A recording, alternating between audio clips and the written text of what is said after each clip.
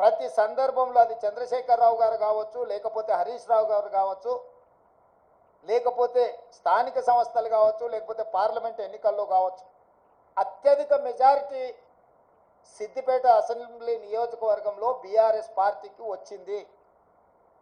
కానీ ఈ పార్లమెంట్ ఎన్నికల్లో హరీష్ రావు గారు సిద్దిపేటలో పూర్తి తన ఓట్లను బీజేపీకి బదిలీ చేసిండు.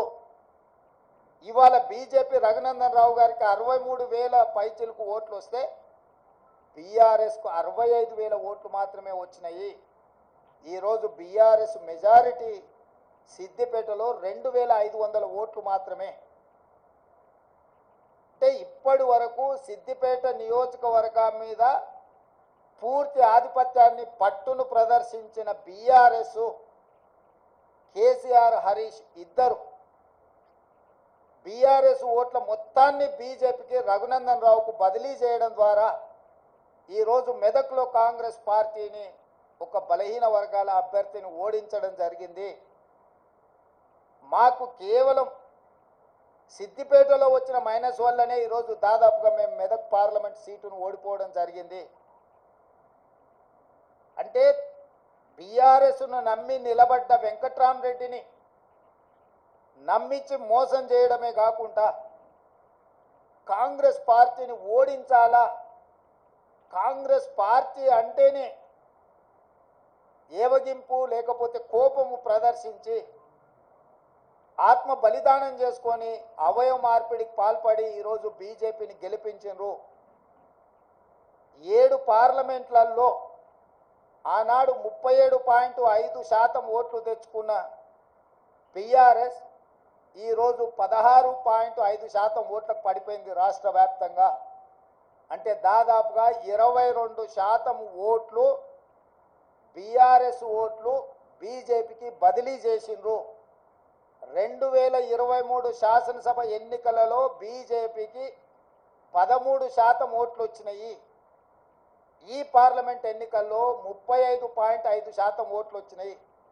సరిగ్గా బీజేపీ ఓట్లు 22.5% పెరిగితే బీఆర్ఎస్ ఓట్లు 37.5% నుంచి 16.5%కి పడిపోయినాయి అని అంటే సరిగ్గా 21%, 22% ఓట్లు బీఆర్ఎస్ వాళ్ళు బీజేపీకి బదిలీ చేసిండ్రు.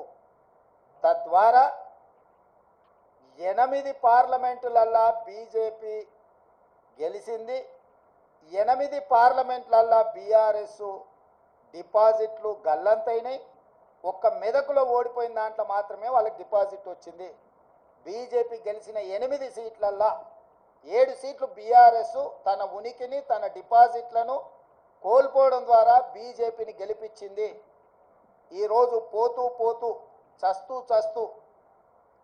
ఇవాళ బీజేపీని గెలిపించే ప్రయత్నం ఈ రాష్ట్రంలో బీఆర్ఎస్ చేసింది. చంద్రశేఖరరావు, హరీష్, కేటీఆర్ చేసిండ్రు.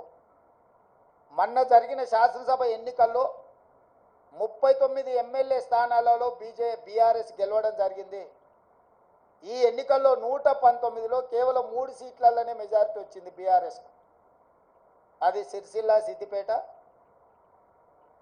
గజ్వేల్. అంటే ఈ రాష్ట్రంలో బీఆర్ఎస్ నాయకుల యొక్క ఆత్మగౌరవాన్ని, బీఆర్ఎస్ యొక్క శాసనసభ్యుల ఆత్మగౌరవాన్ని బీజేపీకి కేసీఆర్, కేటీఆర్, హరీష్ రావు తాకట్టు పెట్టిండ్రు. పూర్తిగా ఓట్ల బదలాయింపు, పూర్తిగా ఎన్నికల ఫలితాలను బీజేపీకి అనుకూలంగా మార్చి ఈరోజు కేసీఆర్ కుటుంబము రాజకీయ అరాచకానికి పాల్పడ్డారు. ఇది తెలంగాణ సమాజం అంతా గమనించాలి. ప్రజాస్వామికవాదులు, సెక్యులర్ ఫోర్సెస్ అందరూ కూడా ఈరోజు ఈ అంశాన్ని గమనించాలి అని చెప్పి కాంగ్రెస్ పార్టీ కోరుతున్నది. ఈ రకంగా ఈ తెలంగాణ రాష్ట్రంలో తనంతల